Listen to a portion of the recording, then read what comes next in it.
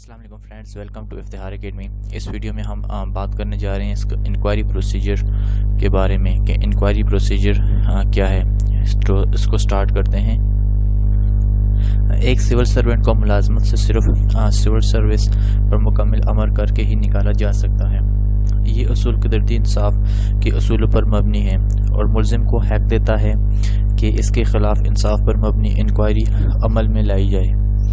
Under the Punjab Civil Servants Rules 1975, whenever any civil servant is found guilty of corruption and misconduct, जो Punjab civil servant rules act हैं 1975, उसमें ये है कि कोई भी जो सिविल सर्वेंट होता है वो अगर मिसकंडक्ट या करप्शन पे जो है वो पकड़ा जाता है, in this case a special procedure of inquiry observe against that civil servant. तो इस केस में जो है एक इंक्वायरी जो है उसको ऑब्जर्व की जाएगी उस सिविल सर्वेंट के against.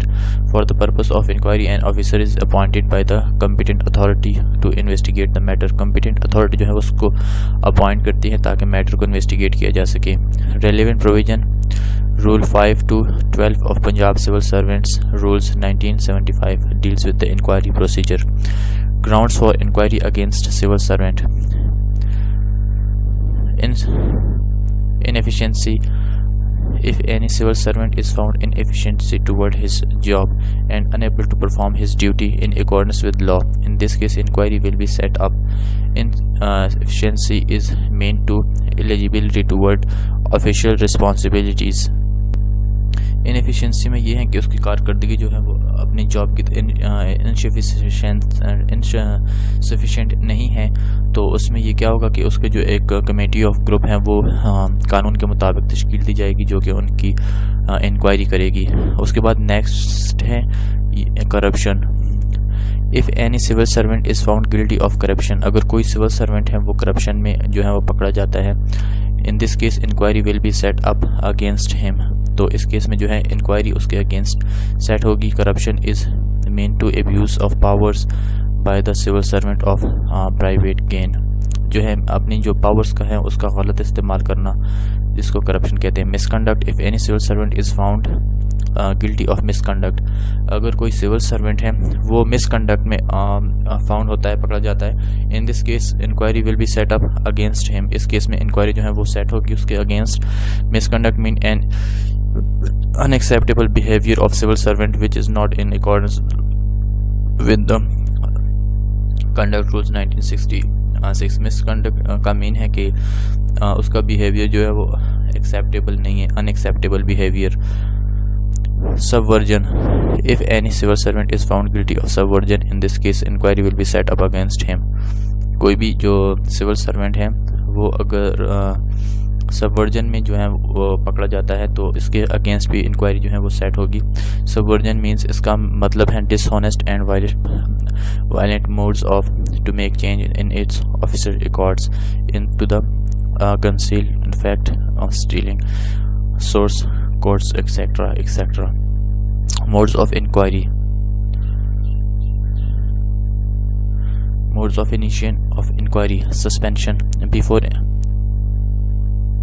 initiating proceeding against civil servant, he may be suspended by authorized officer for the purpose of inquiry. Leave. Before initiating proceeding against civil servant, he may be asked to avail to leave from authorized officer for the purpose of inquiry. Leave में ये है कि जो Majaz officer है वो मुलजिम को छुट्टी पर जाने की इजाज़त दे सकता है। Procedure to observe for inquiry. Inform the accuse, जो एक्यूज हैं उसको इन्फॉर्म करना। मजाज ऑफिसर तहरीरी हुक्म के ज़रिए मुलजिम को कार्रवाई के मुतालिक और कार्रवाई की वजह से मुताला इन्फॉर्म जो है वो कर सकता है।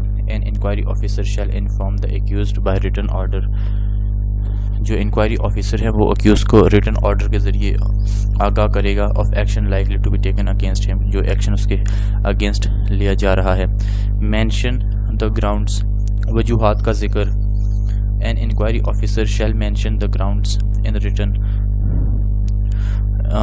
Order of action likely to be taken against him मजाज ऑफिसर कार्रवाई की वजूहात का जिक्र करेगा जो भी उसके अगेंस्ट लिए जा रहे हैं। अपॉर्चुनिटी ऑफ शो कॉज जो है मजाज ऑफिसर मुलजिम को तहरीरी हुक्म की वसूली से 14 दिन के अंदर मज़कूरा कार्रवाई के खिलाफ इज़हार वजूद बयान करने का मौका फराहम करेगा। An inquiry officer shall give an opportunity to show cause to accuse against that action। जो इंक्वायरी ऑफिसर हैं वो शो कॉज नोटिस जो है वो उसको विदिन 14 डेज उसको इशू करेगा। Time for jurisdiction, an inquiry officer shall give 14 days time to accused for justification against the charge alleged to him, so that accused may collect all the evidence and ask the witnesses for testimony in order to provide himself innocent।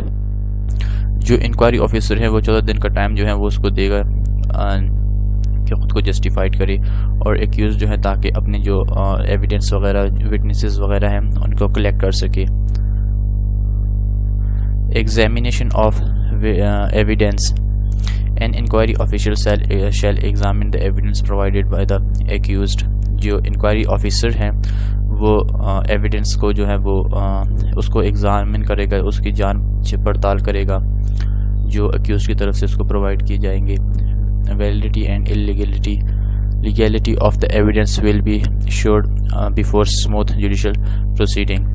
उसके बाद next है cross examination, an inquiry officer shall cross examine the witnesses appeared in order to give testimony in favour of accused.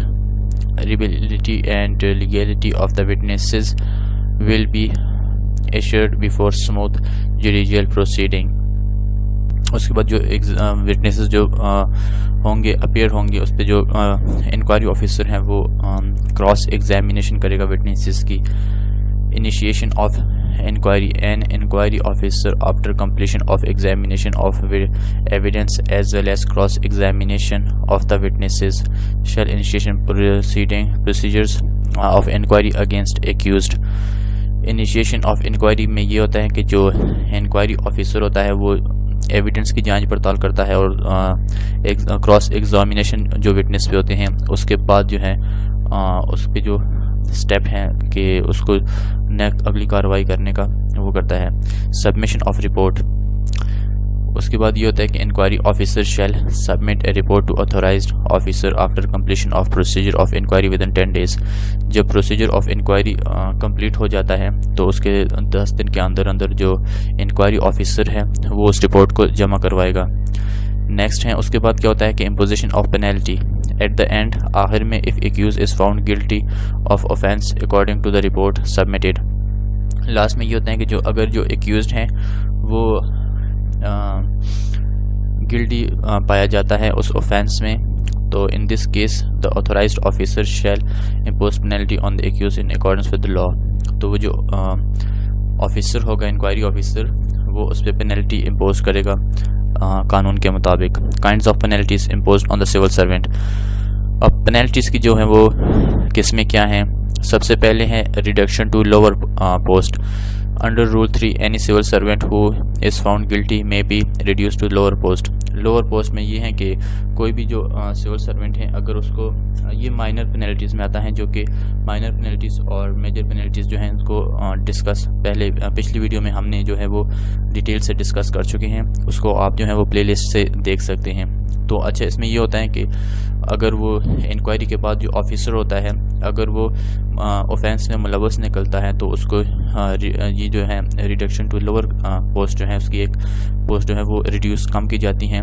फिर उसके जो या तो उसके recovery of losses under rule 3 any civil servant who is cost to pecuniary losses of government he will have to pay damages to the government। या तो उसके फिर जो रिकवरी ऑफ लॉसेस हैं वो उसके बाद जो हैं compulsory retirement. Under rule 3 any civil servant who is found guilty he may be punished with compulsory retirement caused pecuniary loss of the government he will have to pay damages to the government।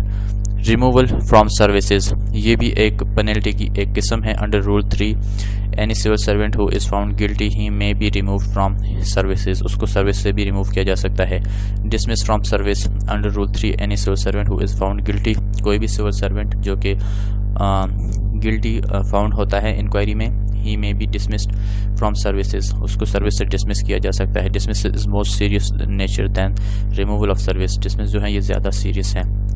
To conclude, I can say that civil servant is under an obligation to perform his duty honestly, but if he is found guilty of corruption, misconduct or subversion, in this case he shall be punished in accordance with law, rules of conduct and proper procedure of inquiry by inquiry officer shall be in his regard।